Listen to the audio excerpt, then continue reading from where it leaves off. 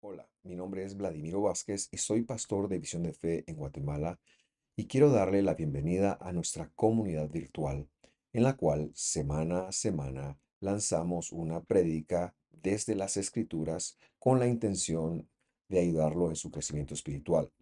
Por favor, si usted tiene una duda o cualquier comentario, háganoslo saber y con mucho gusto nos estaremos poniendo en contacto con usted. Que Dios lo bendiga, que lo guarde en todo lo que usted es y hace. Hasta pronto.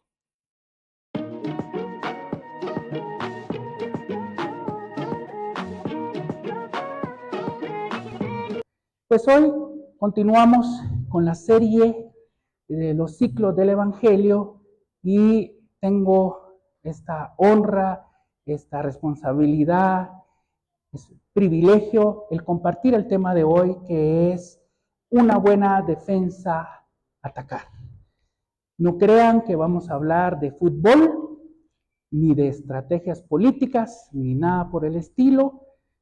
Podemos hacerlo en un café en transcurso de la semana, si ustedes así lo desean, pero hoy hablaremos de la palabra de Dios, si Dios nos lo permite. Antes de comenzar con este tema, quisiera recordar lo que se platicó la semana pasada, lo que compartió nuestro pastor, para contextualizar, porque el tema de hoy es como una continuación de lo que se trató la semana pasada. El domingo pasado se tocó el tema de la división por causa de Dios. Y el pastor nos enseñaba que a pesar de que nos decimos ser cristianos, pueblo de Dios, hay mucha heterogeneidad en el pueblo de Dios, no solo de Guatemala, sino del mundo entero. Y el Evangelio, cuando es realmente eso, es escandaloso, puede causar división en las mismas iglesias. Y, y esto se dio a partir de que los apóstoles compartían el mensaje, el mensaje del Evangelio. ¿Y qué es el Evangelio? Como su palabra literal lo es llevar las buenas nuevas. Pero fuimos enseñados la semana pasada que el Evangelio en realidad su esencia es hablar o compartir del que es bueno. ¿Y quién es bueno? Nuestro Señor Jesucristo. Amén a eso. Y otra cosa que se nos enseñó es que el Evangelio es contracultura. Contracultura. Y pónganle ojo a esto y van a ver a dónde lo llevo al final de este mensaje.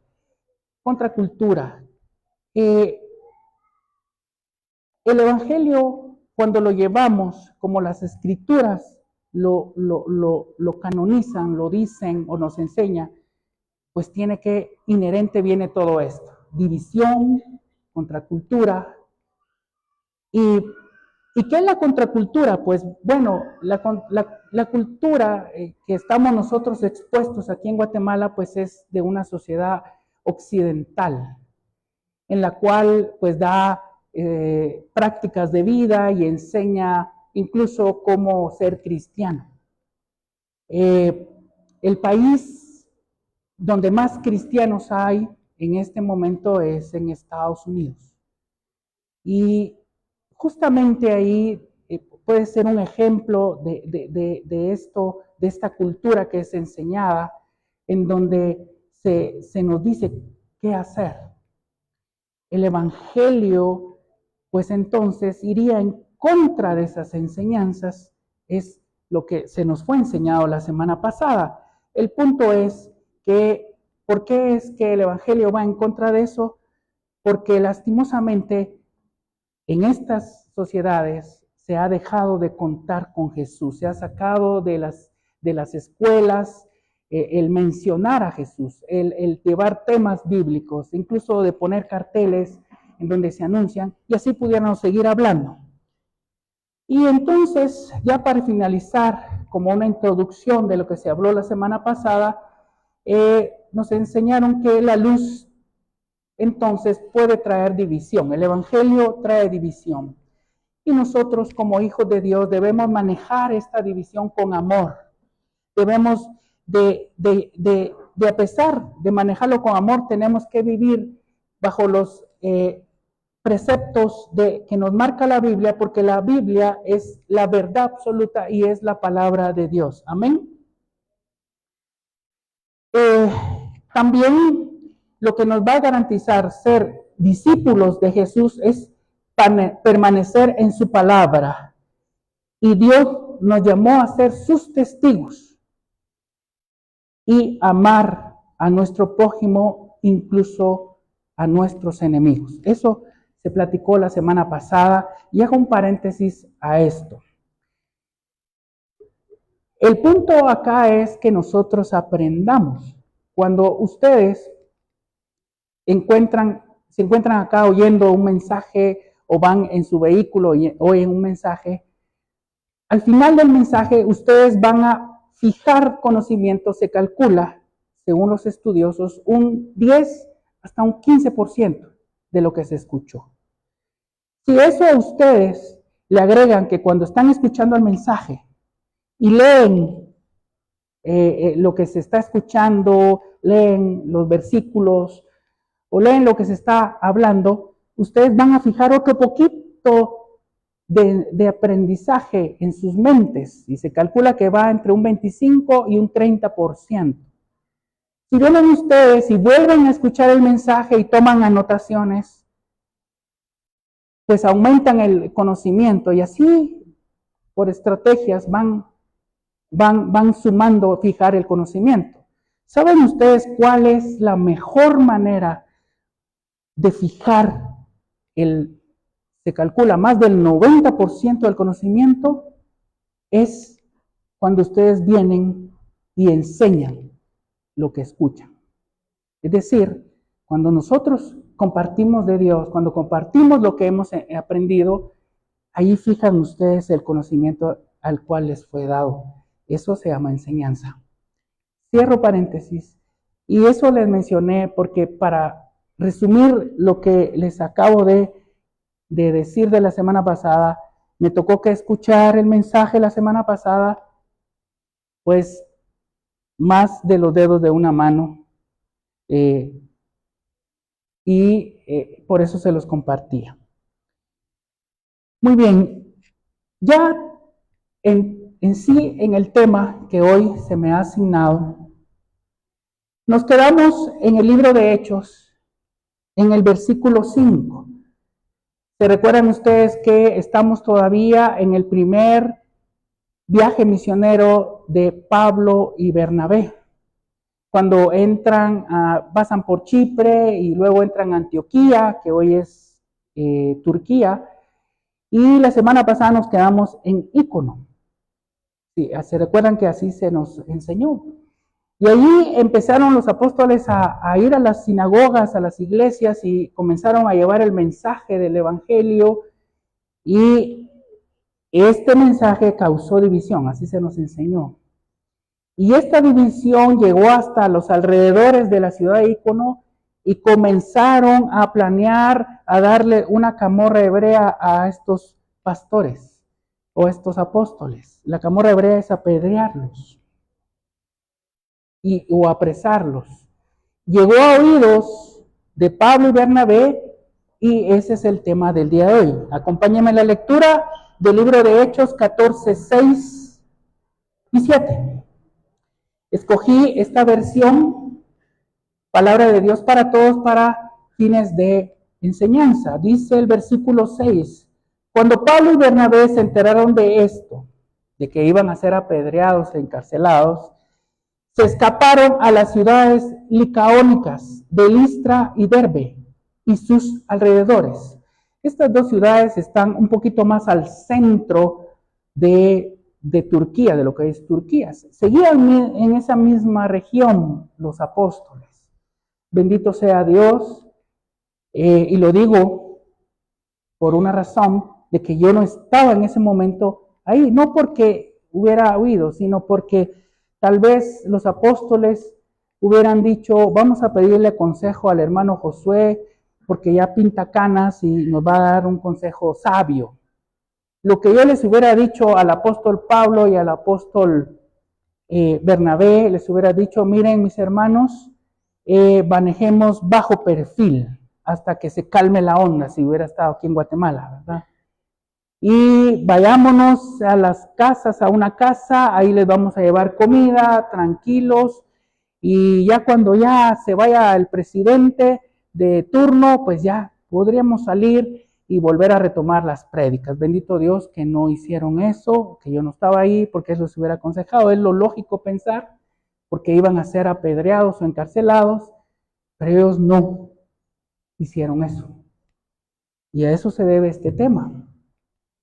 Dice el versículo 7, y ahí también continuaron anunciando el mensaje. Es decir, se pasaron de Ícono a estas otras dos ciudades a hacer exactamente lo mismo. Bendito Dios, y damos gracias a Dios por estos hombres, por la valentía y el coraje que tuvieron de seguir abriendo brecha, de llevar el mensaje, porque a eso se debe que nosotros acá estemos sentados. Y póngale ojo a eso, porque al final de los capítulos del libro de Mateo dice que el evangelio va a llegar a todas las naciones al final de los tiempos. Y hoy por hoy hay ciudades, países en el cual nunca jamás han oído el nombre de Jesús. Pero no es porque no haya llegado el evangelio, ahí nació el evangelio. Y el claro ejemplo es Turquía. Ahí fue fundada las primeras iglesias de los apóstoles. De ahí nació el evangelio. Y ya está dando la vuelta al mundo y probablemente ya esté regresando a donde comenzó. Pero el evangelio ya fue difundido, mis hermanos. Esto me hace recordar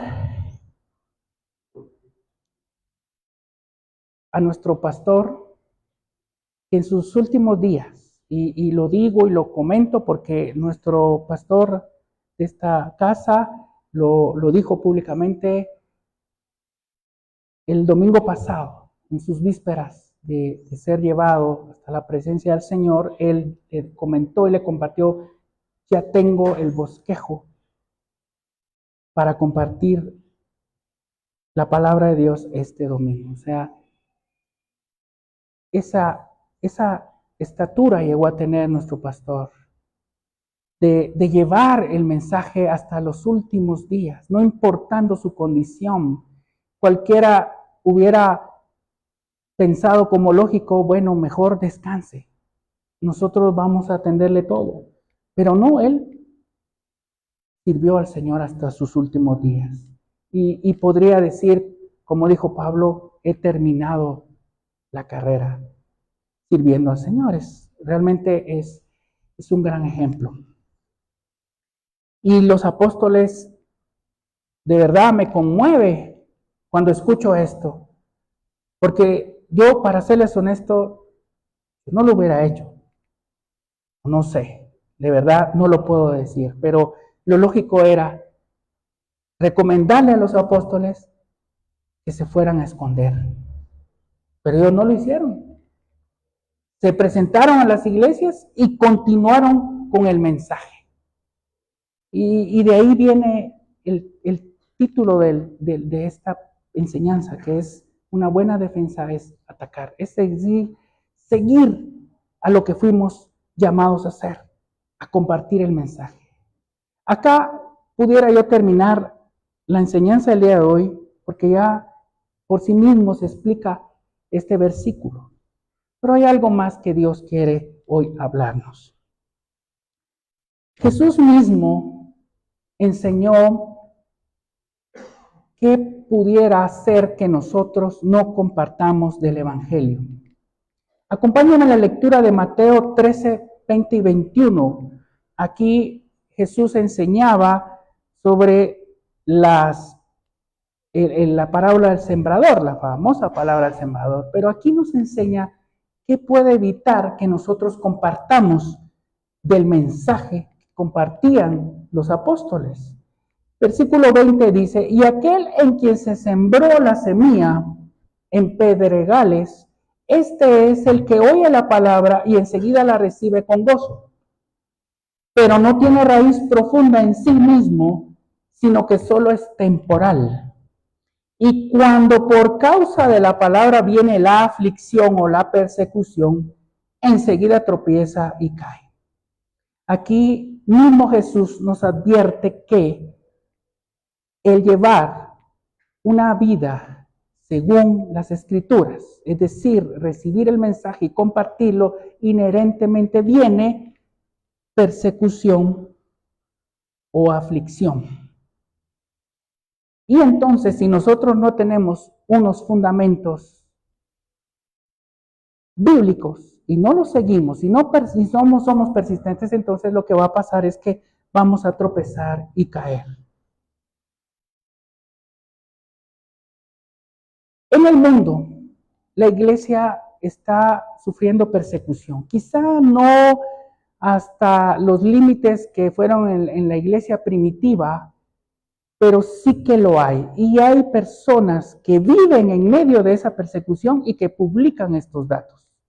Ellos día a día actualizan esta información.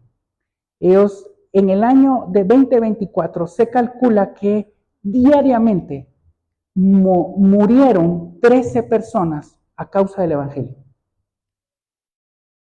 También dan otros datos. 4.125 cristianos fueron detenidos o encarcelados sin pasar por un juicio previo. Se cree que 3.906 creyentes fueron secuestrados solo en el año 2024. 42.849 seguidores de Jesús fueron agredidos física o psicológicamente. Y casi 300.000 cristianos se vieron obligados a abandonar sus hogares y esconderse o huir de su país de origen. Ellos reportan que existen 50 países en los cuales se da esta persecución. Los dos principales, la China y la India. Casi el 83% se dan estas persecuciones en esos dos países. Pero no crean que estamos tan lejos. En esos 50 países existe uno que está muy cerca de nosotros y por no mencionarlo empieza con una letra N, que por cierto la comida de ahí es muy sabrosa. China. China llama la atención.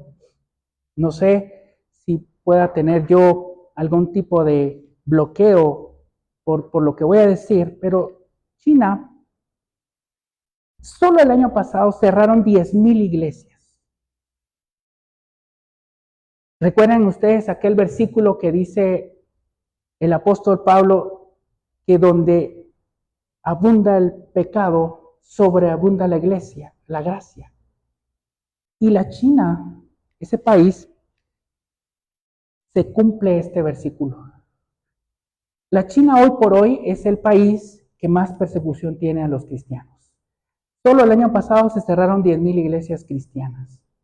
Y los datos que les mencioné anteriormente probablemente de ahí sean los principales. Pero se calcula que para el año 2030 va a ser el país que con mayor cantidad de cristianos existan en un país. Valga la redundancia. Y es hoy por hoy el país que más Biblias se venden o se producen, a pesar que en el año 2019 se prohibieron las ventas de Biblias por internet. Ustedes que en este momento pueden perfectamente abrir su teléfono y tener oportunidad de ver cualquier cantidad de Biblias, en China no se puede hacer eso.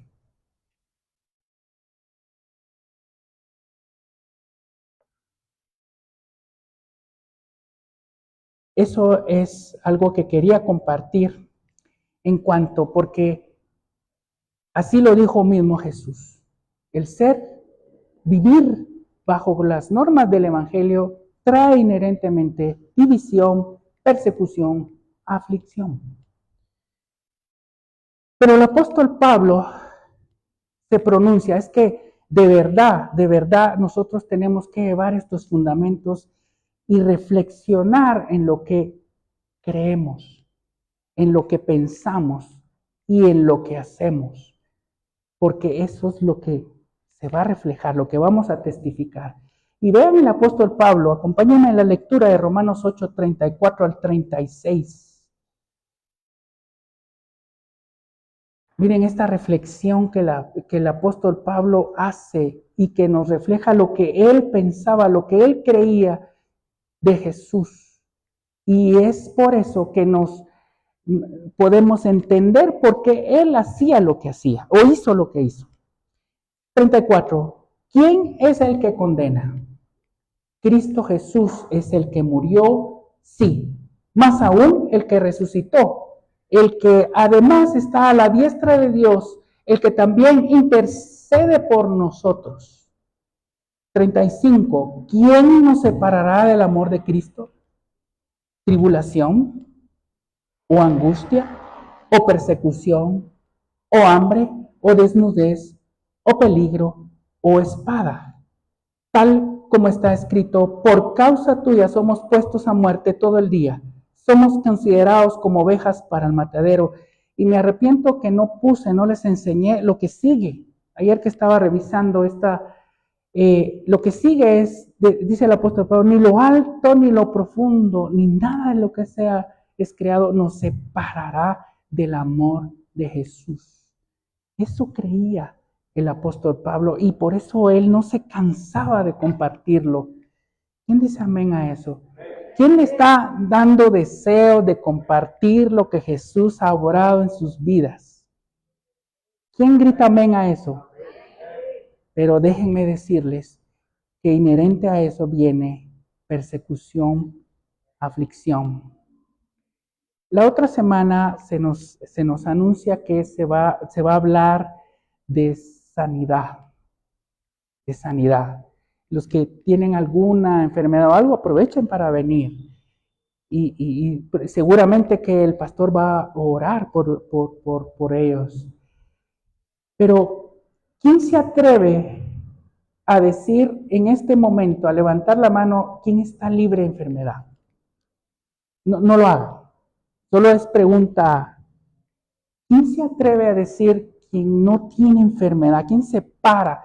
Como Daniel, como José, que fueron hombres descritos en la Biblia que nunca vieron enfermedad. O como Jesús. ¿Quién lo puede decir? ¿Quién puede decir, esto sí se los pregunto, cuántas enfermedades hay en la tierra o científicamente descritas? ¿Quién puede decir un número? Le voy a decir al pastor que les ponga una estrellita, el que diga, el que se acerque, el número de enfermedades. ¿Quién lo sabe? ¿Quién dice un número? Un valiente, un gibor. Un número diga. 1000. ¿Quién da más? ¿Quién da menos? Subasta, ¿verdad? No, mis hermanos. En la actualidad existen más de 26,000 enfermedades descritas. Imagínense ustedes. Imagínense ustedes. Bueno, cierro paréntesis. El tema para el otro domingo es muy, muy relevante.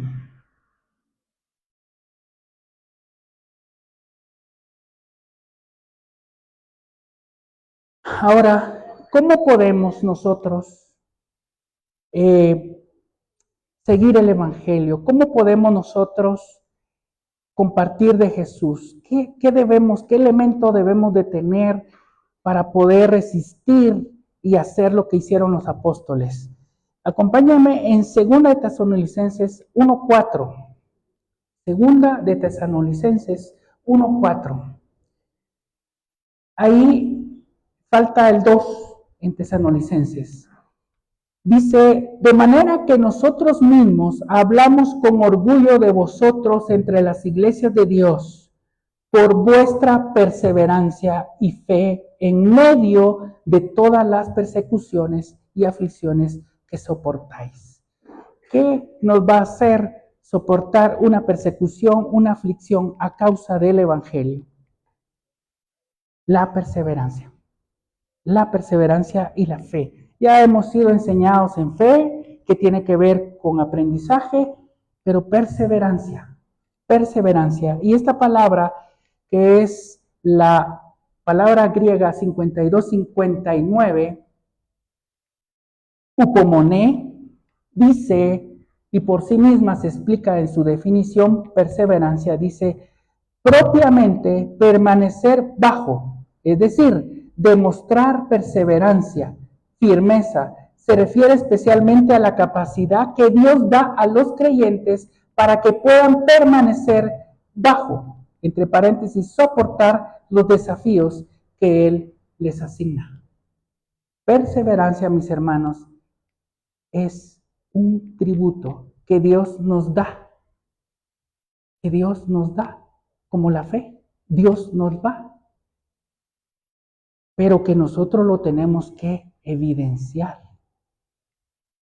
Y es lo que nos va a hacer permanecer en los cánones bíblicos que se nos enseñan. Muy importante, muy importante. Y ahora quiero hablar de algo que Dios puso en mi corazón y que nos puede servir como motivación para compartir de Jesús, de llevar el mensaje, de ser ese ataque, esa defensa en esta vida que llevamos. Dice que cuando Jesús estuvo en el madero crucificado, Jesús expresó 7 frases.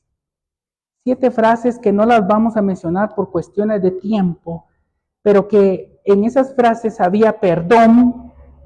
Le dijo, perdónalo, Señor, porque no saben lo que hacen. Había salvación cuando compartió al ladrón, y eso es algo que nosotros tenemos que meditar, porque hasta en los últimos momentos de la vida del ladrón fue salvado y rescatado. Es muy interesante. Amor, devoción, porque le dijo a las mujeres, mira, he ahí tu hijo. Angustia, porque él pidió, se quejó de tener sed y estaba angustiado, y también le dijo a Dios si es tu voluntad pasar por esto. Sufrimiento, necesidad, sufrió de sed. Seguridad, porque sus últimas palabras fueron, en ti encomiendo mi espíritu. Eso es algo que tenemos que entender. Jesús no lo mataron los romanos o los líderes religiosos de ese tiempo. Jesús entregó su vida. En estas palabras que él dijo, encomiendo en ti mi espíritu, ahí él expiró. Él entregó su vida. Pero la palabra que yo les quiero comentar, porque esta palabra fue de triunfo, y les quiero llevar hasta Juan 19:30, porque es el único pasaje del Evangelio.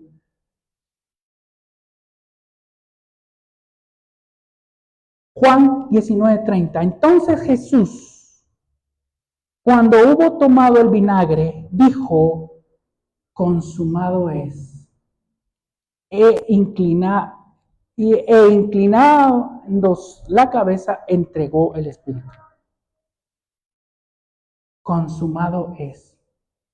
A veces uno lee las escrituras y, pasa por alto, consumado es. Por ejemplo, es una palabra, pero cada detalle de la palabra de Dios hay que ponerle atención y tenemos que escudriñar. De eso se trata, escudriñar la palabra de Dios.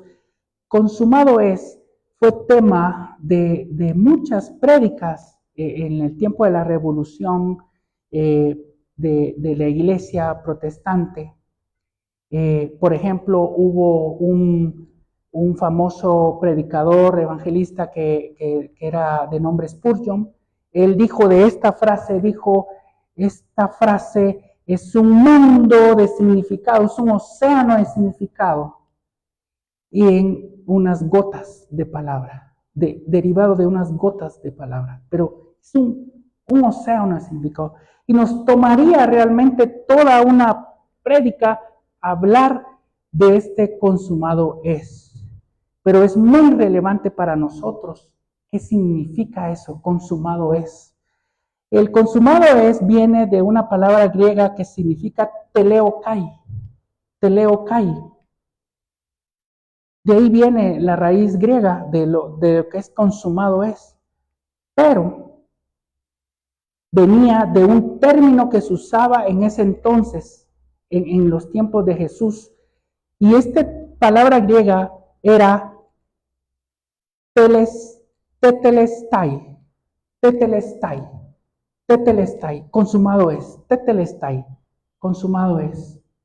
¿Y qué significa eso?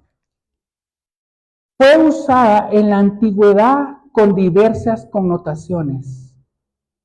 Fue usada cuando una deuda quedaba pagada, totalmente saldada, o cuando un siervo completaba una tarea encomendada por su amo. Eso significa tetelestai, consumado es. Ahí Jesús, cuando él pronunció esas palabras, crucificado en la cruz, selló la obra por la cual había sido enviado a esta tierra, que era por ir por nosotros. Entonces le dijo al Padre, hecho está, ya consumado es. Por mucho tiempo, por los siglos, se manejó que había una indulgencia cuando las personas podían pagar para que fueran perdonados de sus pecados. Eso es totalmente erróneo, mis hermanos, porque nosotros somos deudores al pecar. Y el único que puede perdonar es Jesús. Y lo hizo en ese instante. Él dio su vida. Por un hombre vino la muerte, que fue por Adán, cuando él pecó. Ahí cambió la historia no solo de la humanidad, sino de toda la creación. Pero por la muerte de Jesús cambió también la historia no solo de la humanidad, sino de toda la creación. Y a partir de eso, cuando Jesús le dice al Padre, ya fue hecho, ya consumado es, ya fue pagado, tú puedes presentarte hasta delante del trono de Dios y pedir perdón por tu ofensa.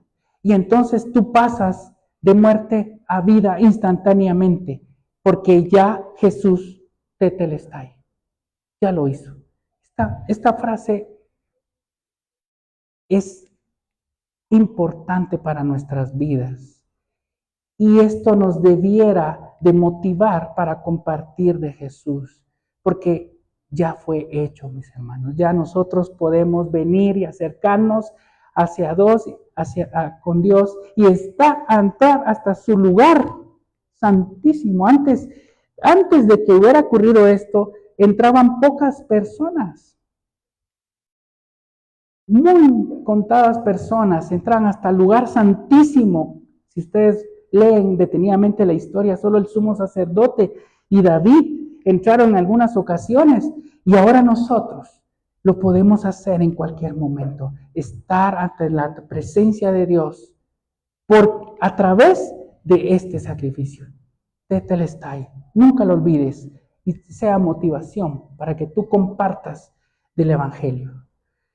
Pero regresando a nuestro tema ya para finalizar. Segunda de Timoteo 3:10. Si tú te has visto en esta persecución, si tú al compartir de lo que eres en tu familia, en tu trabajo, en tu escuela, en la universidad, te sientes aislado, o si por causa del Evangelio tú presentas alguna enfermedad o alguna aflicción o algo que sea contrario, recibe esta consolación. En esta 2 Timoteo 3:10, cuando el apóstol Pablo, que toma por hijo a Timoteo, le dice y le da esta comisión.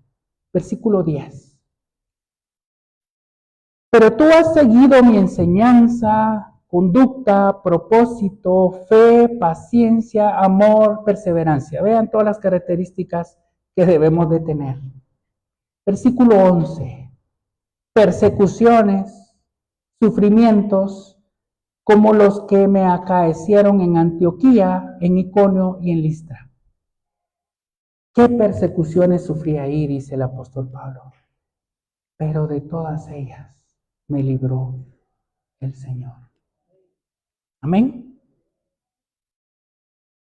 Yo te invito a que hoy repitas estas palabras. Y de todas ellas me libró el Señor. Toda persecución, de toda aflicción, de toda enfermedad, a causa del Evangelio, me libró el Señor. Ese es un consuelo que debemos de recibir. Pero no debemos de dejar de atender el llamado al cual hemos sido escogidos, porque hemos sido escogidos de llevar el Evangelio. Y que justamente vamos a sufrir persecución, vamos a ser aislados y vamos a ser vistos de manera así rara. Pero debemos honrar el nombre de Dios. Yo voy a dejar acá el tema de hoy. Quiero que me acompañen el equipo de alabanza. Y voy a orar por todas aquellas personas que probablemente estén sufriendo lo que el Evangelio tiene. Eso, digamos, es esperado y Dios es fiel para guardar.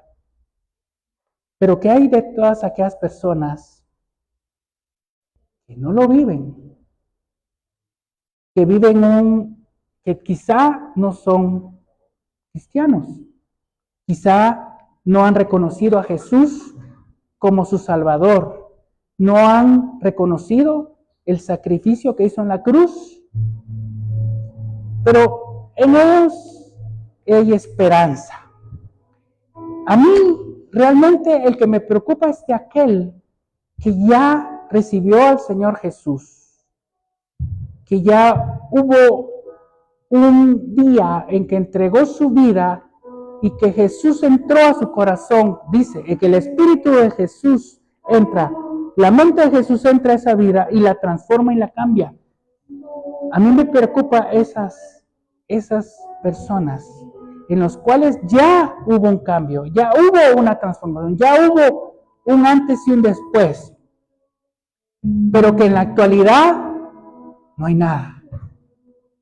Que viven, como un término moderno, un evangelio light. La Biblia habla de ellos y les llama tibios y no les va bien.